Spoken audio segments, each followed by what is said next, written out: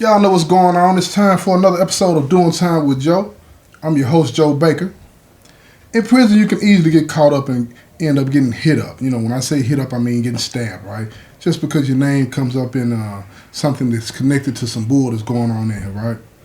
And in this episode, I'm going to tell you about this brother named Tmac. Tmac got caught up and got caught with a cell phone one day. And this incident, it led him to end up getting stabbed and almost losing his right eye. You know, this is just another example of how chaotic and unpredictable life in prison can be. So for the next 15 to 30 minutes, I want you to sit back and enjoy the show. It's a real eye-opener.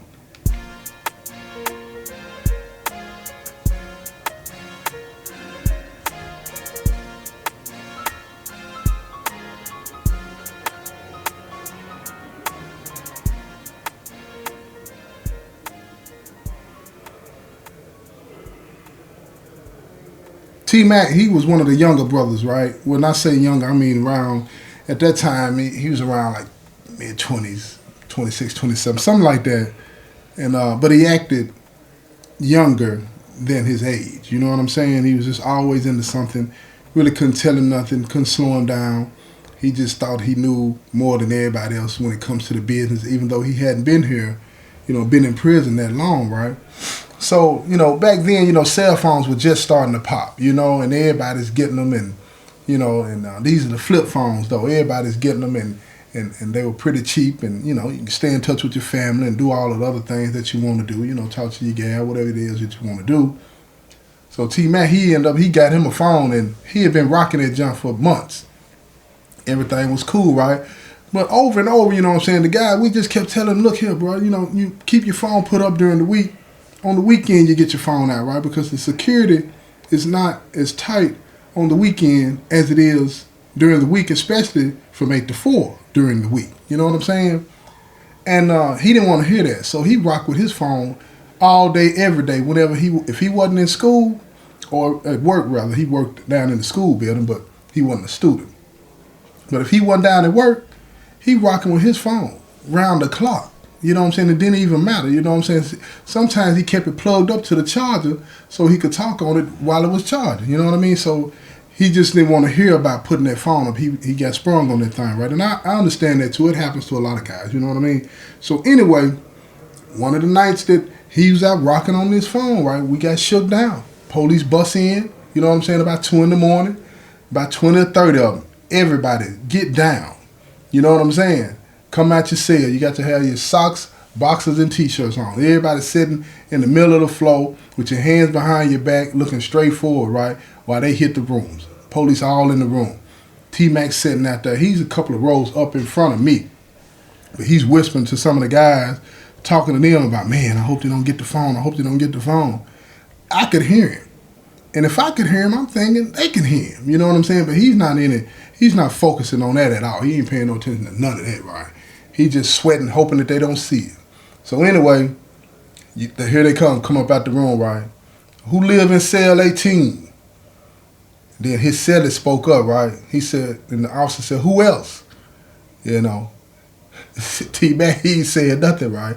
So they said, get the roster. We got a smart aleck out here that don't want to own up to what we got in this out of this cell. So they go get the roster, and boom, all of a sudden, you know what I'm saying, they walk over to him. They knew who he was, right? They walk over to him and say, stand up, T-Mac. He gets up, him and his cellie. They take him to the cell. They take him in the cell. Then they take a blanket and cover up the part of the door that you can see, in the glass part of the door that you can see, right? So nobody could see or hear the conversation that they were getting ready to have with them, right? So now ain't nobody looking forward. Everybody's heads turned to the left, looking into that room, just trying to see what's going on, right? And it's just quiet, So you really can't hear what they're saying, though. So anyway, they come out. T-Mac come out. He mean mugging, looking mad, angry, and all this and that, right? Like somebody did him wrong, right? So at the end of the day, what we find out is when they were in the cell, the police asked me, whose phone is it? Whose phone is this? You know what I'm saying? And at first, from what we were told by his cellie, which he one of the guys too, T-Mac don't want to take the charge. He want to stand there and let them go back and forth, and then when they finally got to the point, say, okay, If you don't take the child, whoever this phone belonged to, both of y'all going to the hole. So folks gave him that look, and Tmac said, "It's my phone." He take the charge. So they tell them both to go back out, sit back down. They finish the shakedown. They find a few other things, pocket knives, a little weed, a little cocaine and stuff like that. Then they leave.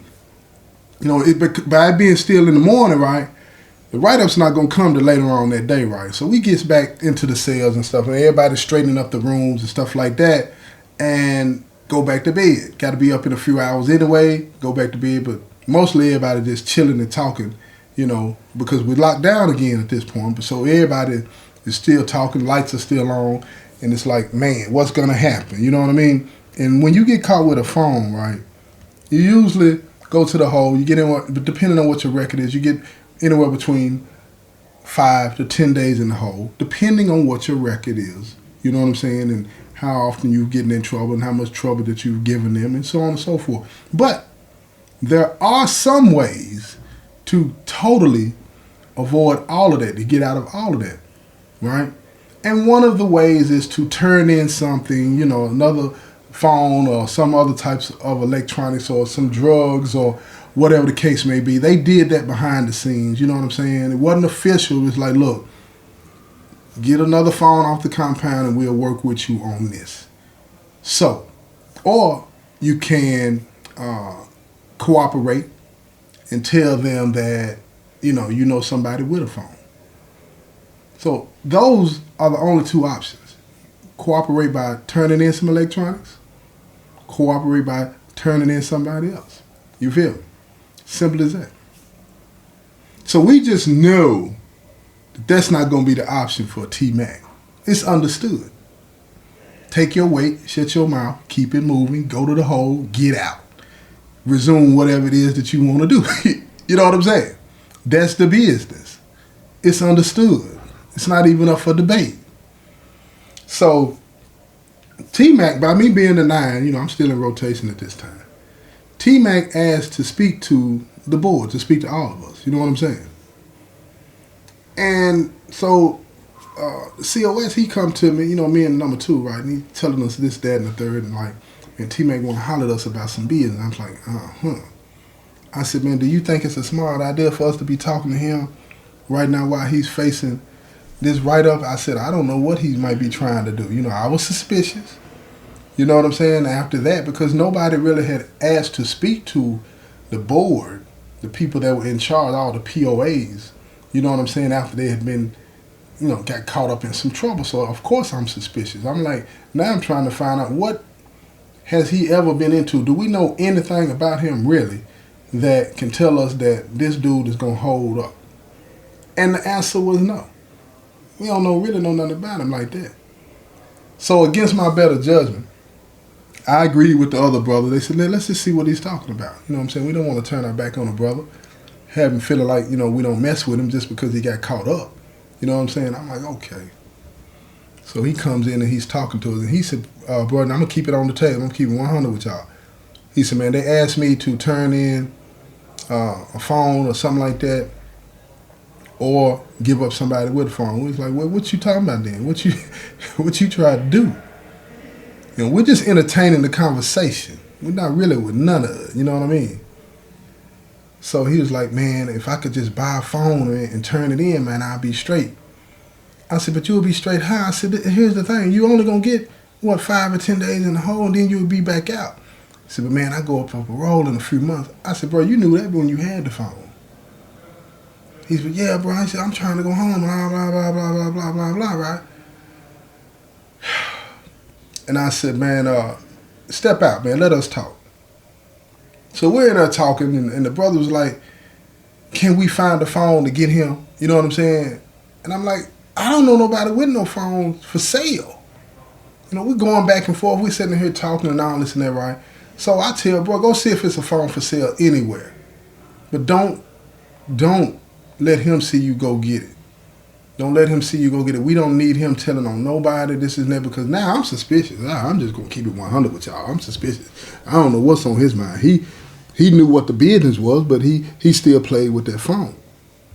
So Brother them go out, they looking for a phone. Everybody on the compound knows what's going on, so they shut down. Everybody's spooked to do business with the folks. Because they like, man, what is he trying to do? Because phones are not that easy, even though they might tell you this on the news and all this and that.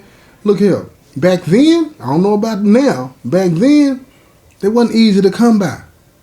They wasn't easy to come by. So, turning in a phone just for free? Nah, ain't nobody trying to do that. Even if you pay for it, the fact that they know or think that you might just buy a phone off the compound and give it to the police. I don't know, nobody want to do that. Don't nobody want to do that because, see, here's the thing about having a phone on the compound, right? It helps the economy move. See, that's what a lot of people don't understand about a lot of things that go on in prison. You have to have certain things in play to help the economy move, right? If you got a cell phone and if you're selling drugs and you're doing all these other things, right, then you don't have to get on the state phone to make your financial transactions. Thus, the point, the economy is moving.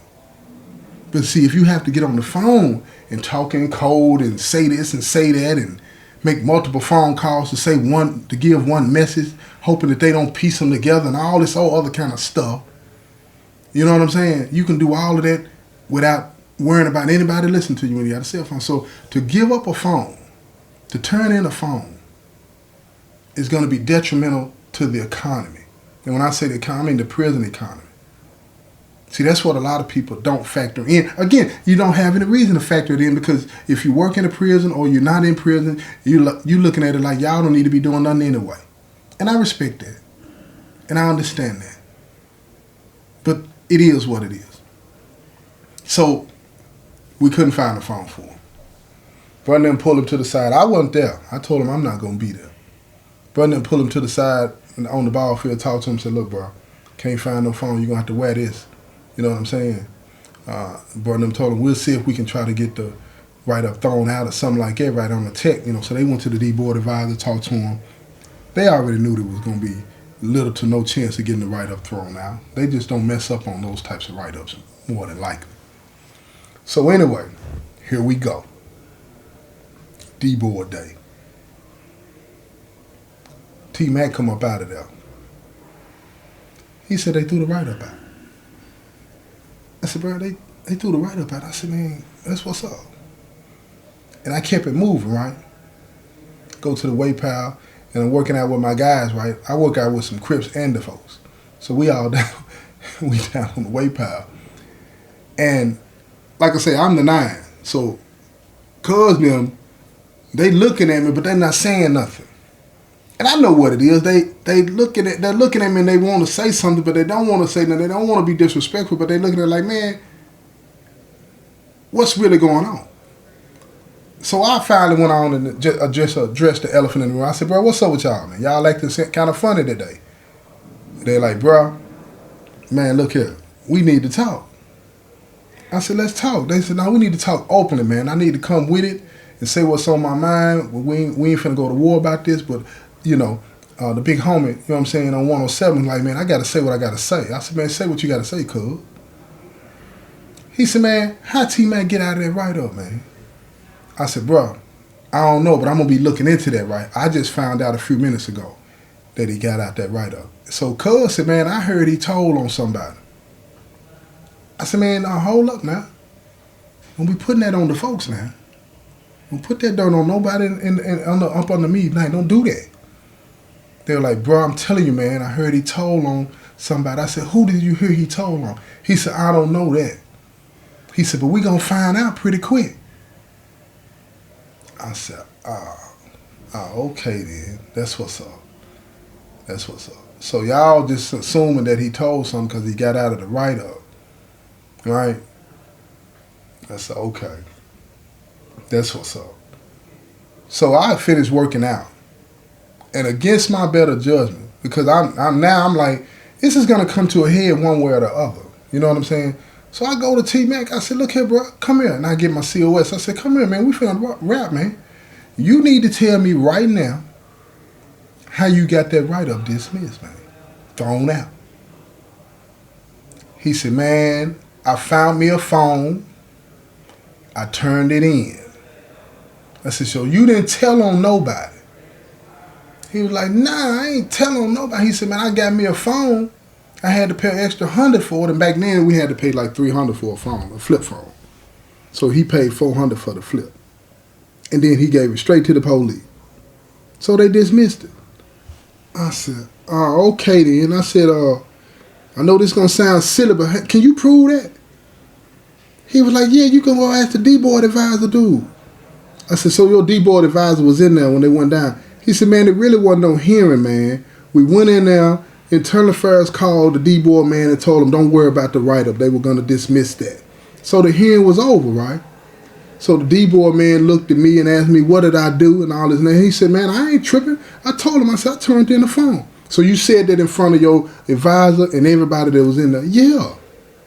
Yeah, he said, man, I don't care who know it. He said, man, I'm going up for parole in 2 months. I'm trying to go home.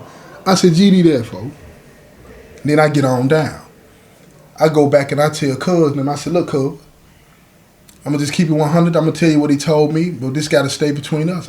They were like, cool. And so what happened? I said, he turned in a phone, man, and we can prove it. He was like, man, that's what's up. So we get on down. Now everybody's doing what they're doing, but a few people still look at Tmac crazy. You know what I'm saying? You gave up a phone for free. You know what I'm saying? All this and that, all this tough talk you was doing when you had your phone. Then when you get caught with your phone, you can't wear the weight because you're worrying about going home, which I ain't blaming them worrying about going home. Shoot, if I had 2 months to go home, who knows? Let's keep this 100 now. You feel me? So anyway, guess what happened though? A couple of days later, they come snatch up somebody. They come snatch up somebody. I said, what in the world is going on, man? Now, not too many people knew that this brother had a phone. I said, man, did this fool lie to us? Did he lie to us? So we started to investigate. So folks pissed though. Folks pissed because he had this phone for about a year, rocking that thing. Ain't but a handful of us even know he had the phone. You know what I'm saying? He got a couple of peons that he messed with, you know, that's questionable to me anyway, but he getting money with them. But so they knew.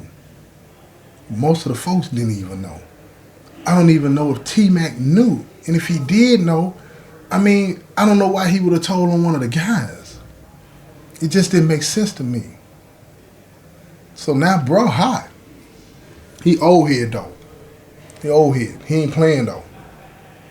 He come to us out of respect because he was about to go get him without coming to us. He come to us out of respect and say, look, man, I think Tmac told on me and I'm finna take care of my business.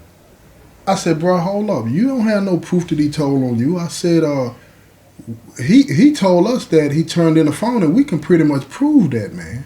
You feel what I'm saying? He said, man, y'all believing that story he gave y'all, you ain't got no real proof of that. They might have told them to say that. Then I said, that's a good point. But I said, bro, you ain't got no proof that he told on you either. And I'm not finna stand here and let you go do nothing to this brother. He said, man, I'm not really asking, man. Y'all can do whatever y'all want to do to me, but he gonna pay for this. I said, come on, man. Let's don't do this, man. So he hit me with the 52 fake out. He said, bro, if y'all take care of it, I won't take care of it. I said, that's what's up. I said, give us a couple of days, man. We're going to look into it, and then we're going to see. And if it is what it is, we're going to let it do what it do. My word. He said, GD that, folks. Hit me with the 52 fake out, y'all. Hit me with the 52 fake out. It wasn't 2 hours later, you hear the code. He done popped Tmac. He done popped it. Hit him in his neck and hit him in his eye, his right eye. Trying to get it, man. He trying to get rid of it. So bro go to the hole. Tmac go to the hospital. Everybody thinking, man, Tmac told on him and this an old head brother. He ain't going. He gonna deal with whatever the consequences is, but he ain't going. So anyway, this is what happened. After about 2 or 3 days of Bro being in the hole, Tmac come back from the hospital. They put him in the back. But then IA hit the compound and they snatch up this peon. And everybody's like, what the peon going to the hole for? Because had nothing happened in these couple of days. Nothing is going on the compound. You feel me? So we're thinking, okay, maybe some minor stuff. But run them looking. We keep up with who catch write-ups because you got to know what's going on the compounds. Because especially when you're selling drugs. You know, you never know who's going to get caught up and try to keep it secret and then tell on you and all this and that, right? So, you know, sealed indictments like on the town. You know what I'm talking about? So, anyway, this peon go to the hole. IA know what's going on. So they take the peon to the hole. They go to folks' cell. And they tell folks, say, look, you stuck that man for nothing. And he said, what you talking about? The IA said, you stuck that man for nothing. That man almost lost his eye for nothing. He didn't tell on you. He said, yeah, he did, yeah, he did. He said, no, he said, I know who told on you. And it wasn't him. And he said, we got him in the hole now. He said, and you going to max. You stuck this man for nothing. And you finna get 5 years on max for that, and we're thinking about street charging you. You stuck this man for nothing. Well, this is what happened, y'all. Check this out. This is what we call the Dixie twist. This is the Dixie twist right here. The peon had some ill will towards the folks. Because folks had been selling him his little dope, and when he needed a little lick to get the monkey off his back, folks talked crazy to him months ago. Embarrassed him, made him feel like a real sucker. Embarrassed him. So the peon laying in the cut, waiting on an opportunity. He a coward, so he ain't gonna do nothing with his hands or a pocket knife. He wouldn't dare do that, but he want to hurt him though. So this is what a lot of people do. They wait till something happens, like Tmac getting caught with a phone. And then they check the pulse of the compound to see what's really going on. Tmac trying to get out of the write-up. So then, when Tmac gets out of the write-up, that's their opportunity to strike like a cobra. Yeah, I can tell it. And they're going to think Tmac told it. They're going to get Tmac and nobody will know. But here's the thing. What the peon didn't think about was this. Tmac getting stuck don't stop. Nothing. Because now folks is going to get dealt with. And before the administration let a full-fledged killing go down, they'll step in. See, if they know what's going on, they'll step in. And they knew what was going on, so they had to, wait a minute, let's rectify this right now, because if they find out that the peon is the one that actually told her, they're going to kill him. They're going to kill him. So they come immediately and snatch him up, not risking at all that we would find out what really went on.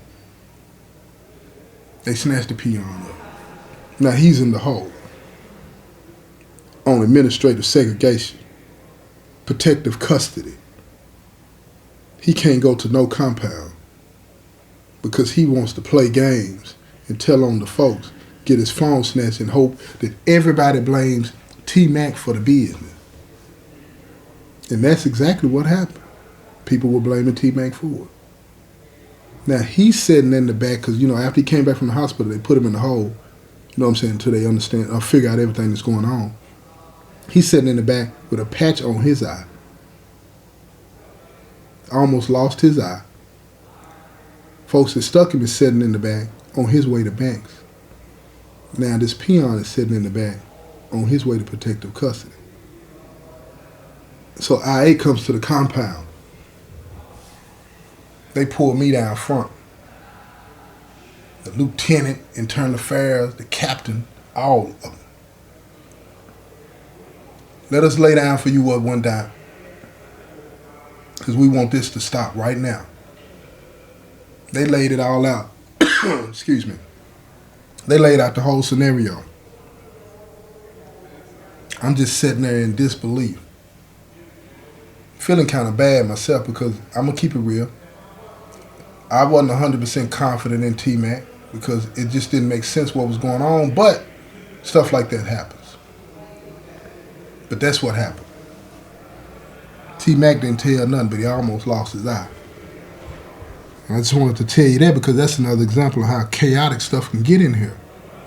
A person that don't do anything can still get popped. Now, he wasn't totally clean. You know, we all do dirt, you know what I'm saying, especially back in that day, in that time. But that's the life in prison. You're trying to do anything to give yourself a little bit of comfort, the edge, you know what I'm saying? But at the end of the day, you put yourself in situations that can bring harm to you because you never know what's going on with somebody over here or somebody down there. You never know what's going on with them. But in this situation, he was lucky that he only almost lost an eye. He was lucky that it didn't cost him his life. But that's what you're looking forward to if you want to be about this life, y'all. That's what you're looking forward to. So if you're about this life, then let it do what it do. I think you're foolish. I think it's silly. I think you don't really understand what you're getting into. But if you about that life, ain't nobody gonna stop you.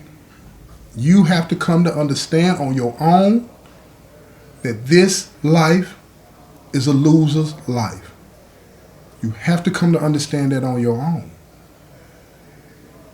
And I hope that if you listen to this, or if you're a family member that's listening to this, that you tell your loved ones that it's so unpredictable when you live in the criminal lifestyle that you could lose your life for something that you didn't even do.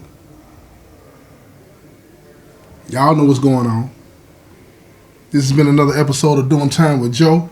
I'm your host, Joe Baker, and I say peace, y'all.